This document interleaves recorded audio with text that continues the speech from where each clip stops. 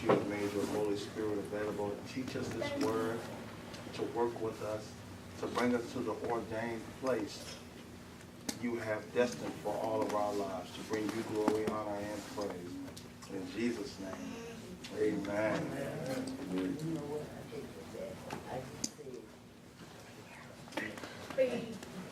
Hebrews chapter 9, verse 14.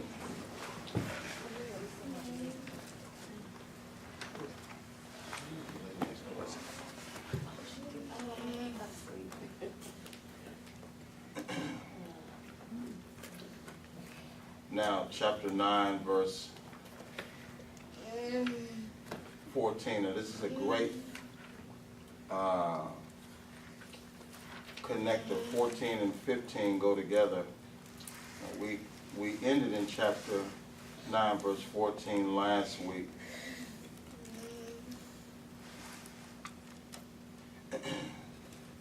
Now, there's several things that we need to see and know as it relates to why God did what he did. Now, you got to really focus in, because he's saying a whole lot with very little words, all right?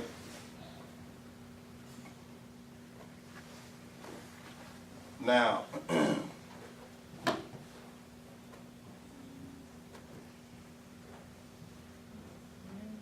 well, let's go to 12 and we'll just read straight through, because we've already looked at some things. I want you to see something.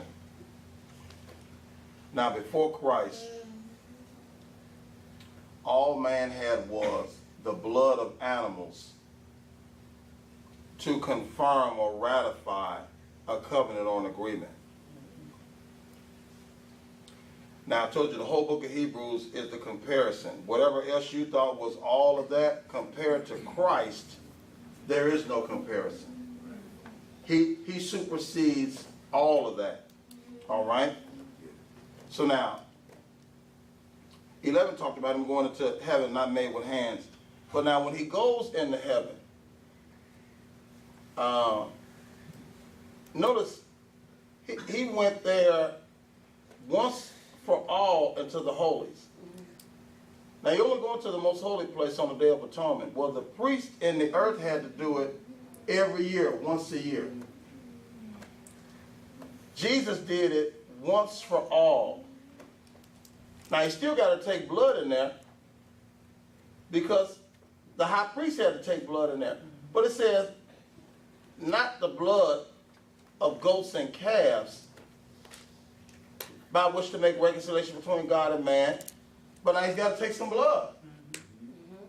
Now, this is a contrast difference. It says he took his own blood.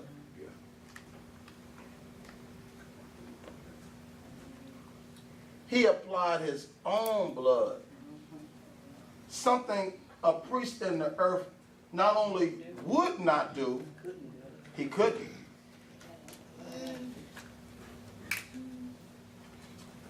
Not because his blood wasn't good enough, but in order to apply his own blood, Brother Charles, he'd have had to die.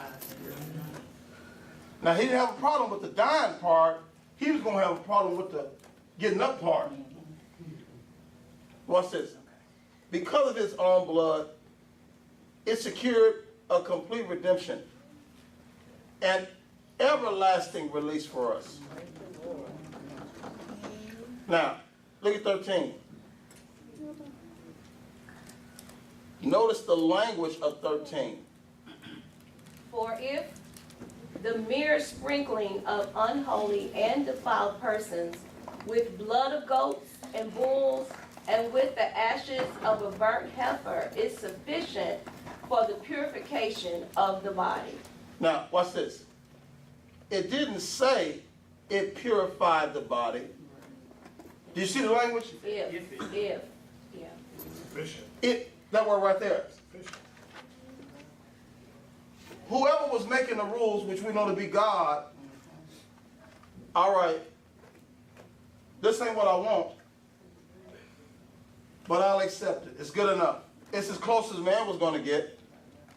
Now, if God allowed that in 13, Notice the language in 14. How much more surely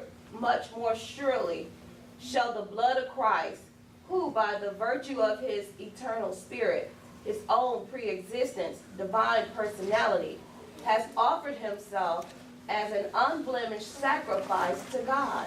Watch this. Purify our consciences from dead works and lifeless observances to serve the ever-living God.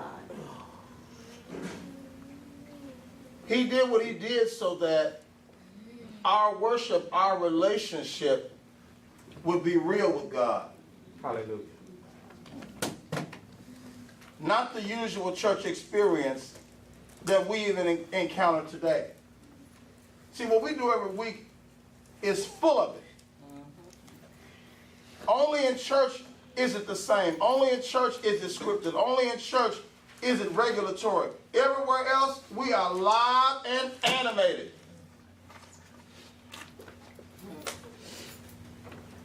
He says, quit going just through the motions. God is living. Our relationship should be living. And what we offer him should be living. Watch this. Now when you look at 15, he did all of it in 14 for a reason. Now watch this. Christ, the Messiah, is therefore the negotiator and mediator of an entirely new agreement, testament, covenant, so that those who are called and offered it may receive the fulfillment of the promise, everlasting inheritance. Since a death has taken place, which rescues and delivers and redeems them from the transgressions committed under the old first agreement. Yeah. Watch this. Go back up to the front part of 15. King James just says the mediator. Now I'm going to show you why the Amplified included the negotiator. A negotiator is concerned with the details of the agreement. When you have a hostage situation, negotiator goes in and whoever, hey, I need a car to take me to the airport, and I need $100,000 in unmarked bills. Well, see, now it's the negotiator's job to be concerned with the details of the transaction, because if the man asks for unmarked 20s and you bring him a bag of 50s, see, that's a problem. Did you hear what I asked for? I didn't want no motorcycle to take me to. I said a car. So now it's the negotiator's job to make sure the details are worked out. The terms of the agreement. Jesus is the negotiator. The mediator does not care about the details, only that the deal gets done. Right.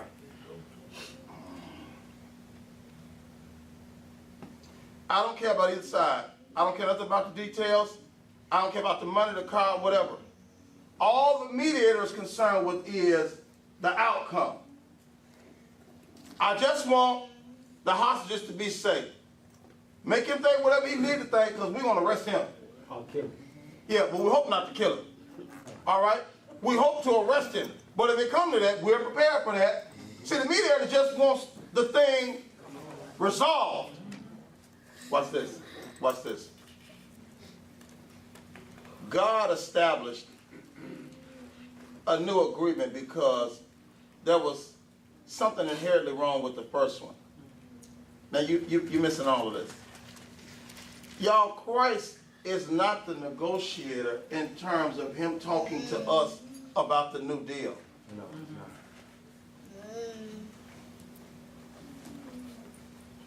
Christ the Messiah is the negotiator. He knew what God wanted, Mother Deborah, and he negotiated with himself to make sure all of the details was worked out, not in his favor. Oh. He don't have sin. He wanted to figure out how to repair a broken relationship between him and the Father because the relationship is good. He was negotiating with himself to make sure that things were good between us and God. He not only negotiated the details within himself, then he turned right around and talked to himself as the mediator and said, now, are we good with what we negotiated so that the deal is a finished product? Oh, you're missing all of this. Watch this. When you call customer service with a problem, you get a middleman. That's what the negotiator is. And almost always, they cannot, under no circumstance, help you. They got to always go get a supervisor, somebody.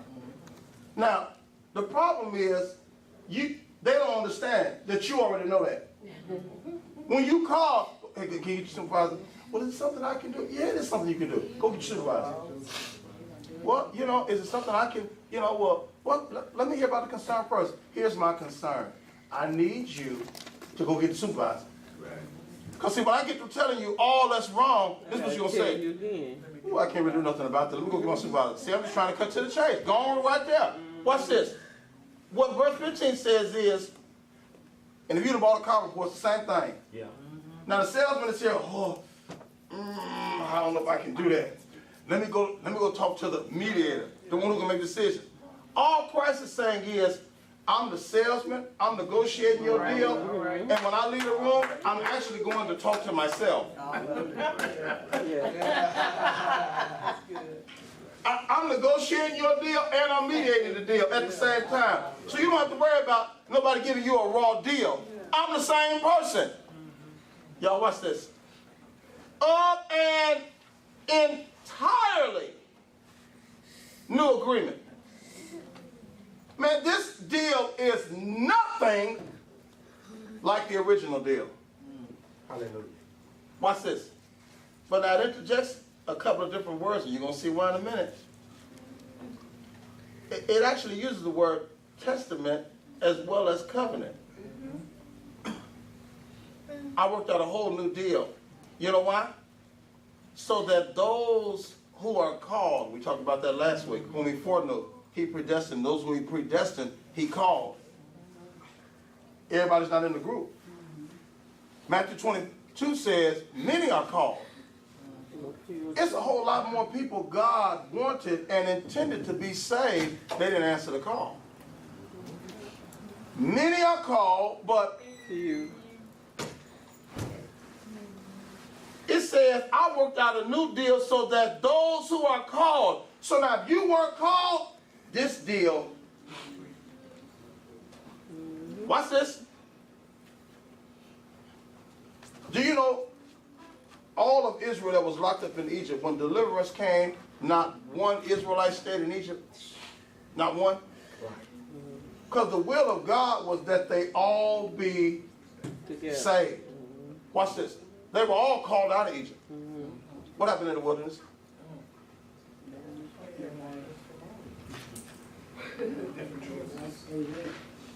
See, it's a whole lot of folk that left Egypt on their way to Canaan, died in the wilderness. That wasn't God's fault. They could not come to terms with they had been called and what was being offered to them.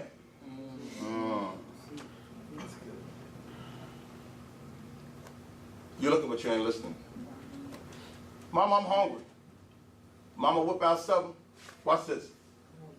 What do you say?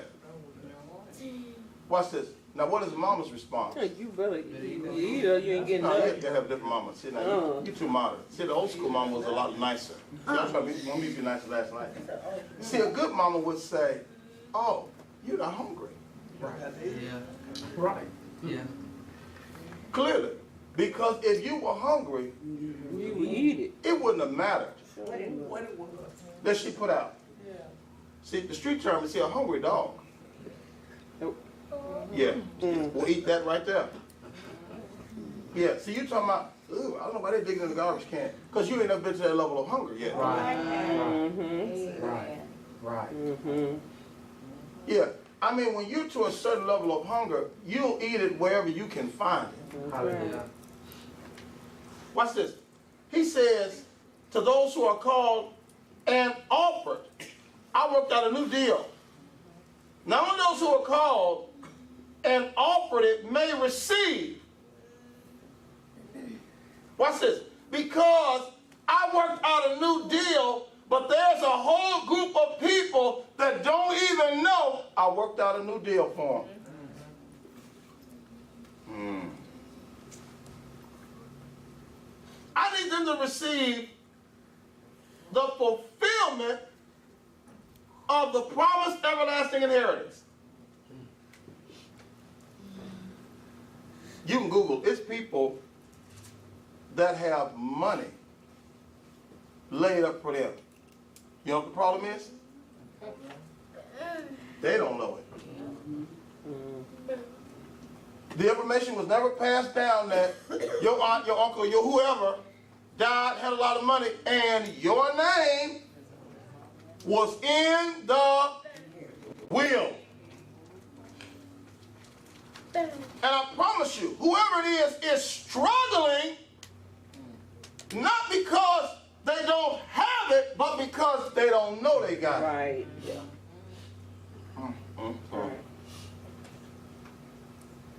All believers struggle right now today, not because we don't have it, Sister Helen, but because we don't know we have it. Watch this. Jesus said, I worked out a deal. I worked out a deal.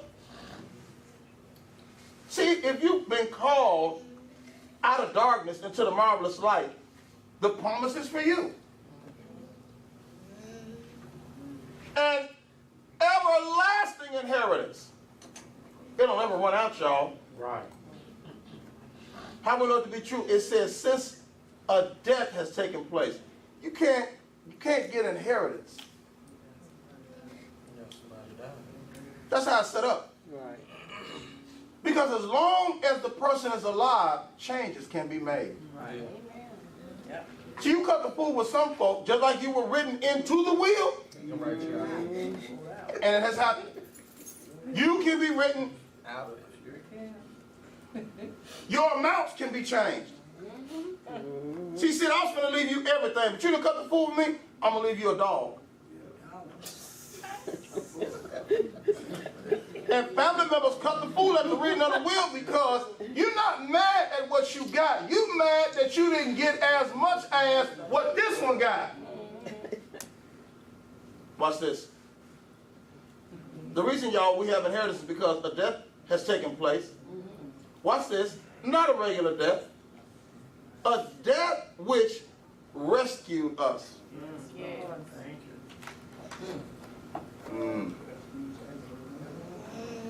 You know, we just see it on TV, thank God. When you fall in quicksand, if you live, it is because somebody who wasn't in the quicksand rescued you. You don't rescue yourself, not in quicksand. Yo, that's what sin is. And the more you fight in quicksand, the worse it gets. Right. You got to learn how to relax and hope. Help comes. Watch this. A death took place that rescued us. Watch this. And delivers and redeems them. it not only delivers, notice those words in the present tense. The death has made provisions that we will, as long as we understand the deal, we will always be rescued. We will always be delivered and redeemed. That's a debt you can't pay.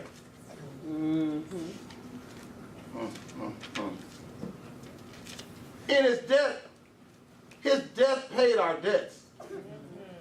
Sin created an account we couldn't pay back. And we just put it on my account. Put it on my account. Put it on my account. Well, sooner or later, Brother Charles, somebody going, hey, I need this bill cleared. Oh, no, you couldn't pay it. Jesus' death paid it.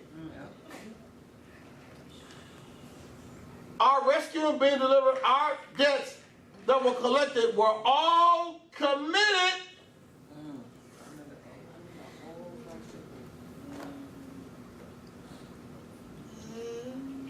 I don't know who he is, but they had a guy, some cast member from a show called Glee, who was supposed to be on child sexual charges, go to court.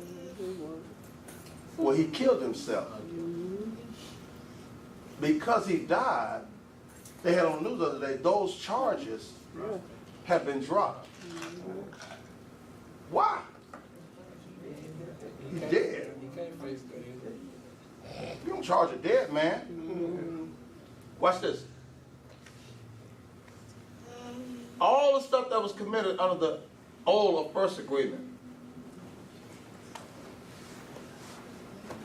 Some we know about, a whole lot we didn't. Watch this next verse. Here you come. For where there is a last will and testament involved, the death of the one who made it must be established. English. See, you're looking, but you ain't listening. The one who made the agreement is the one who has to die in order for me to receive inheritance. I'm going to show you that there was never any inheritance tied to the first agreement anyway. All right. Wow. What did 18 say? Even the first, the old covenant, God's will was not Inaugurated, and ratified, put in force, without shedding of blood. Genesis 15. Come on, let's go.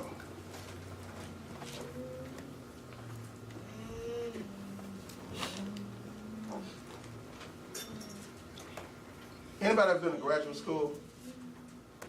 1, 2, 3. I said been, not in. Been. Now, how are the classes as it relates to college and high school? I can't hear whispering. I didn't hear you. Much more intense, much more information, much more reading, much more writing. So now, those in graduate school, this ain't for the faint of Heart. you got to, they mash The world. every day. And it's a lot of people thought they wanted a high up degree until you realize, oh, I'm sorry. For me. I turned the wrong corner. I entered the wrong room. I was looking for the restroom. I'm sorry. Y'all carry on. Y'all, I'm trying to show you. Hebrews is for the serious Bible student. This graduate work. It's not for the faint of heart. Watch this. Look at Genesis 15.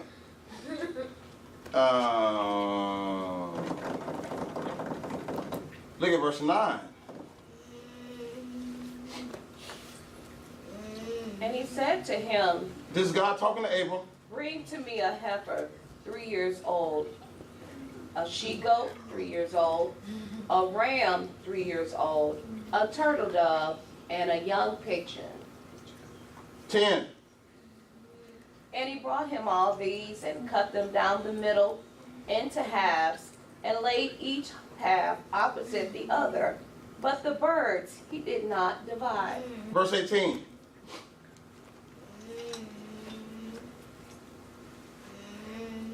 On the same day, the Lord made a covenant, promise, pledge with Abram, saying, to your descendants I have given this land, from the river of Egypt to the river of the Euphrates, the land of the Kenites and the Kenizzites, the Cadmonites. That's good.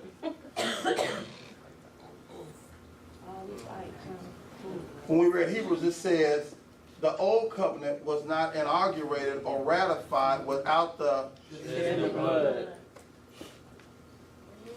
I just read it to you. Whose blood? The animal. Animals. But is it the animal's will? No, sir.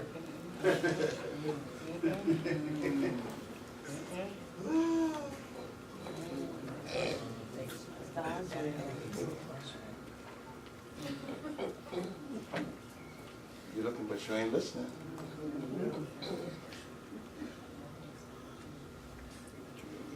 Exodus 24.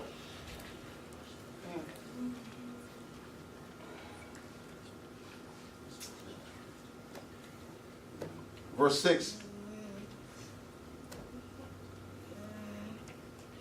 And Moses took half of the blood, put it in basins, and half of the blood he dashed against the altar. 7. Then he took the book of the covenant and read in the hearing of the people. And they said, all that the Lord has said we will do, and we will be obedient. 8. Moses took the remaining half of the blood and sprinkled it on the people, and said, behold, the blood of the covenant, which the Lord has made with you in accordance with all these words.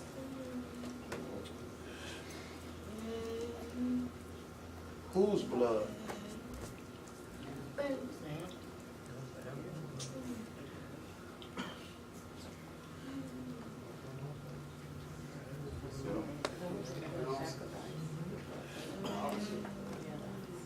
Watch this.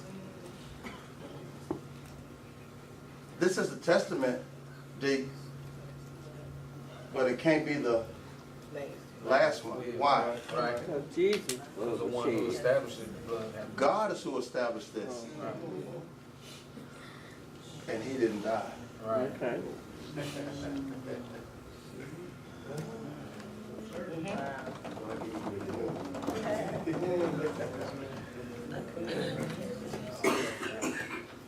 Go back to Hebrews.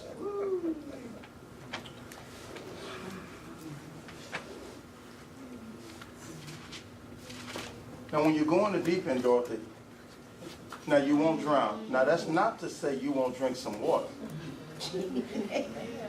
Yeah. Any swimmer, sometimes you do drink water. And it will choke you up, but you won't drown. Watch this.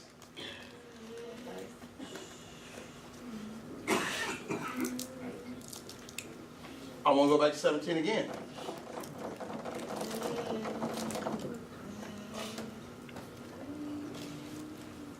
Can you have a testament and the person be alive? Yes. Yeah. But It's just not the last, why. because that person got dead. Until it's death. It only becomes the last one when he, Died. which means no more changes Right. after that. Which is why God had to establish the first one with the blood of animals, because he fully intended to change it. See that? I can't get no help with Oh, it. yeah, we see it. Yes, sir. It don't matter what it came to show us. What we learned is, you knew it was no inheritance with the first one because he didn't die. Right. That's the only way we would have got inheritance. It was never no inheritance attached to it. Right, because he wasn't on never. He knew he wasn't going to die because I knew I had something better coming. That's right. Heaven erupted when he created man. He was the first prototype. Heaven rejoiced when he made the woman because she was a better version of the man. I can't get no help from him. Everybody got excited with the first covenant, but you got to see this. You didn't see it in Exodus. Michael, I want you to see this. Now look at verse 19. You ain't gonna believe this. For when every command of the law had been read out by Moses to all the people, Watch this. he took the blood of slain calves and goats, So you know what kind it was when we read Exodus. You see what it is now? Yeah. Watch this. together with water. What? Water. Wait. If you mix blood with water, Mother Deborah, you weaken the blood. Right. Right. Come on now. Look at the Bible. It was already weak being the blood of an animal. Right.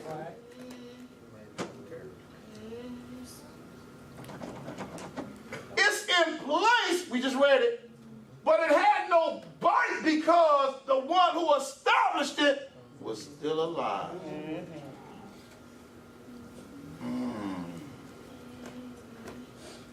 Wow.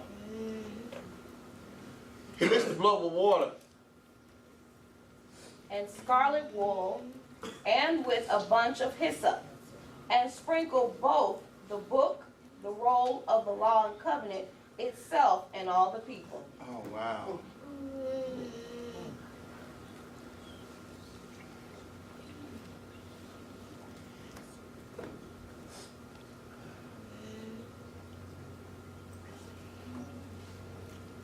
You still there?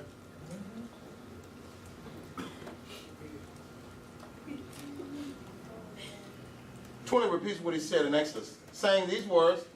This is the blood that seals and ratifies the agreement, the testament, the covenant, which God commanded me to deliver to you. And while it's sealed and ratified it, no inheritance is tied to it because the one who set it up, which means changes can be made. Oh, wow. 21, watch this. And in the same way he sprinkled with the blood both the tabernacle and all the sacred vessels and appliances used in divine worship. This seems so sacred and so awesome and so holy, but God knew all of this was a shadow. Yes. This is just something for right now. Because I'm where the real is.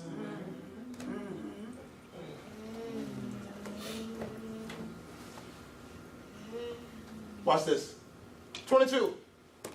In fact, under the law, almost everything is purified by means of blood. Almost.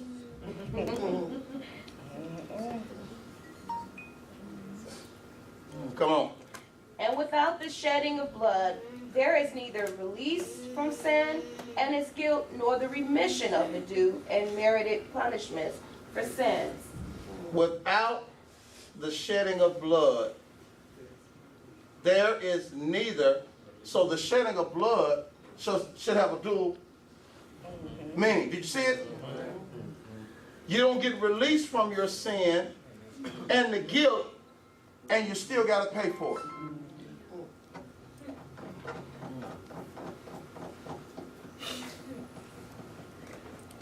But what blood was used in Genesis 15? Calf and goat. What blood was used in Exodus 24? Same blood. Go to Hebrews 10 and 4.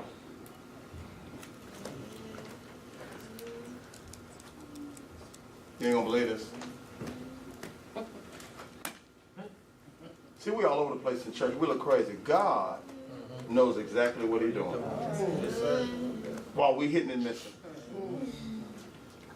Look at verse 4. Because the blood of bulls and goats is powerless to take sins away. What? Who?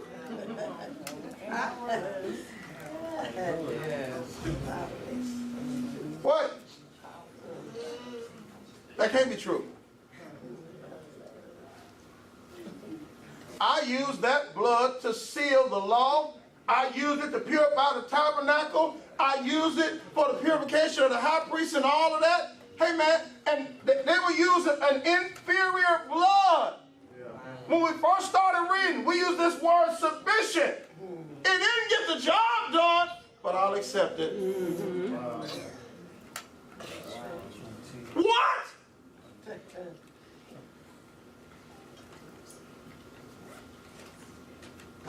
You're not even there. I ain't even charge you for this. We're coming in a few more days. Look at verse 5. Hence, when he, Christ, entered into the world, This is the declaration he made while people were excited over the fact that, hey man, I just offered God a good one. I just offered him a ram, bull, 2 turtle doves. Good now. What's this? he said, sacrifices and offerings you have not desired, but instead you have made ready a body for me to offer. When we first said it in Exodus 25, he said, let them make me a sanctuary. Why? And I might hang out with you. I just wanted a hangout place. But the sanctuary becomes a place of blood. Because that's all they did was sacrifice day and night. God said, I wanted it to be a hangout place. This just has become a place of blood, man. This is where y'all come to play around with sin. Newsflash. God don't even like that. Oh, did you see it? When he entered the world, one of the things he announced was all your sacrifices and all your offerings. He said, my Father don't even desire that. But you steady giving it. 6. In burnt offerings and sin offerings you have taken no delight. I don't enjoy none of this. I don't like none of it. What do you want, God? I'm so glad you asked. Verse 7. Then I said, behold, here I am, coming to do your will, O God, to fulfill what is written of me in the volume of the book.